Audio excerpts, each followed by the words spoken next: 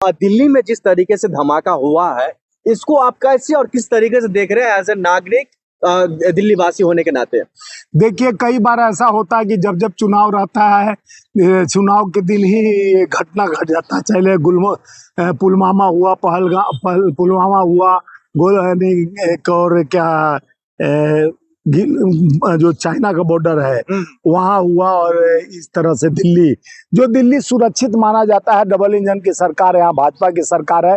हम सुरक्षित हाथों में 56 इंच के सीना वालों के हाथ में सौंपे हैं और निरंतर ये लोग ना इस्तीफा देते हैं। देखिए 26/11 पर माननीय मनमोहन सिंह जी, अमेरिका का दौरा उनका था, उन्होंने दौरा रद्द कर दिया, लेकिन हमारे मोदी जी ने बर्थडे का केक खाने भूटान पहुंच गए।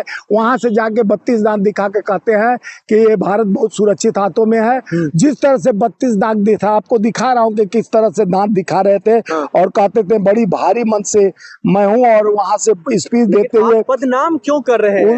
इस दुख की घड़ी में आपको सरकार के साथ होना चाहिए था स्वामी जी। सरकार के साथ है, दुख के घड़ी में है, साथ होना चाहिए। दुख के घड़ी में मजाक उड़ा रहे देश के प्रधानमंत्री जी। दुख के घड़ी में प्रधानमंत्री को ऐसे दांत नहीं दिखाना चाहिए।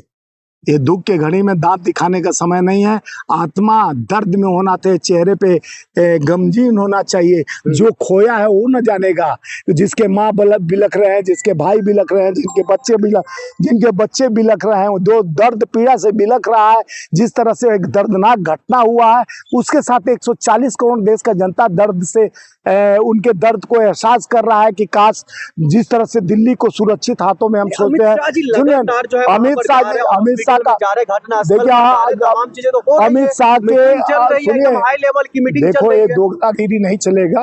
अमित शाह और मोदी जी जब हुआ था भारत में वो 26/11 घटना, तो मोदी जी कहे थे प्रधानमंत्री को क्या क्या शब्दों से पिरो थे, और हमारे प्रधानमंत्री जी खुद प्रेस कॉन्फ्रेंस किए, वहां ताज गए।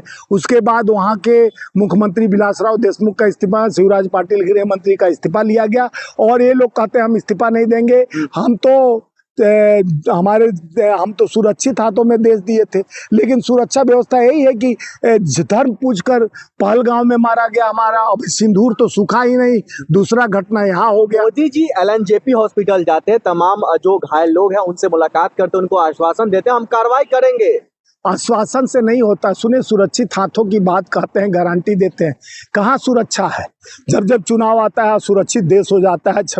ये कहा गया कि 26 तारीख के लिए ट्रायल करने गए थे, तो आपका NSA कहाँ गया, आपका इंटेलिजेंस कहाँ गया, आपका इंटेलिजेंस फेल्योर राजधानी दिल्ली, जहाँ प्रधानमंत्री रहते हैं, जहाँ देश के सारे लोग रहते हैं, टॉप लोग। सुनिए, पहले वहां से भाषण दिए थे 15 अगस्त को, और लगातार कई बड़े बातें कर रहे थे देश के लिए, मजबूती के लिए, सुरक्षा के लिए, और धर्म की बात करते थे, RSS की बात किए थे। सारा वो उनका किया कहा सब तो टाइम फिक्स हो गया। देश के प्रधानमंत्री से उसी तिरंगा का सम्मान, वहां से तिरंगा फहराते लाल किला, और लाल किला आज खूनों से लाल हो गया है। इस पे जवाब देना चाहिए प्रधानमंत्री को कि किस तरह का सुरक्षा की गारंटी आप लेते हैं। 10 साल से वो प्लानिंग करके, और जिस तरह से अपराध पल रहा था, आज अपराधी आपका NSA कहाँ गया, आपका सुरक्षा कहाँ गया, आपका इंटेलिजेंस फेल्योर बार बार क्यों होता है? कोई इंटेलिजेंस अफसर का कोई का सस्पेंड नहीं किया जाता है, डिसमिस नहीं किया जाता है, कोई नेता इस्तीफा नहीं देता है, तो इसका मतलब क्या है? अपराधियों को पालना, अपराध को बढ़ाना आपका ही विचारधारा है क्या? आप अपराध पे पनप के लिए अपने नाकामियों को माननीय गृह मंत्री जी को इस्तीफा देना चाहिए।